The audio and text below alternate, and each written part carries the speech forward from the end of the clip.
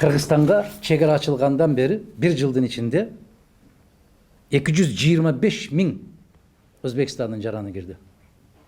225 min. Ben ötkönde 60 minden aşık Kıtay jüret desem, өлкөнүн жетекчисимин деп жүргөн жигит чыгып айттыр, мен көргөн эмесмин аны. Биз эсептеп көрдүк, 6 эле киши бар экен деп. Ал анекдотта болуп жүрдү. Мен муну кайдан айтып атам мен? 225 миң өзбек жараны Кыргызстанга киргендиги боюнча анализ и комментарий деген сайттан Акипресс басып чыкты. Бул жерде эгерде Кыргызстандын статистика комитетине айтсаңар, ишенбөөчүлүк жаратсак болот эле.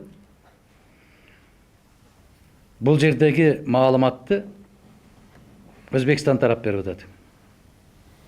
Ошондо чегара ачылганда мен айттым эле. Калпагыңды көккө ыргытканды токтотуп тур Кыргыз. Чегара ачылгандан сен бир тыйын пайда таппайсың деп. Тескерисинче зыян табасың деп айткам. Ошондо деле катышып отургансыңар ушул жерде. Гейлериңер, кызыкканыңар. Ошондо да айткансыңар.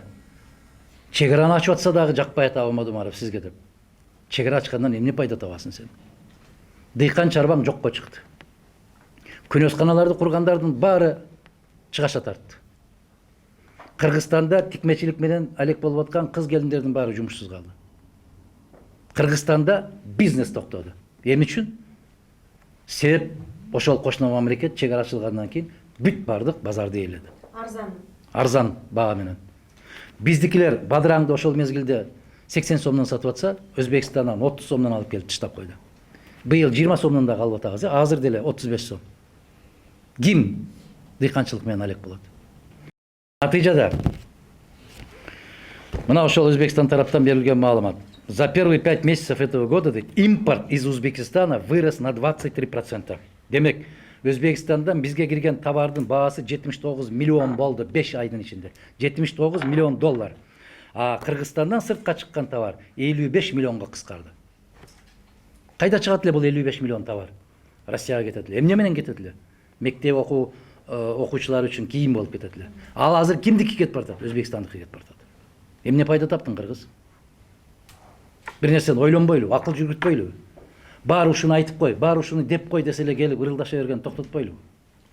Бул маалымат ошондой. Биринчиден, экинчиден Өзбекстандан келген жашылча жер жемиштердин кесепетинен Чүй тегерегиндеги, Оштун тегерегиндеги бүтүндөй күнөсканалардын баары жокко учурады. Эмнеге? Бир күнөскананы 200 миң доллардан курган болсо, анын акчасын кайтарылбагандыгы үчүн канча кыргыз үй бүлөлөрү банкротко учурады. Натыйжада эгерде биз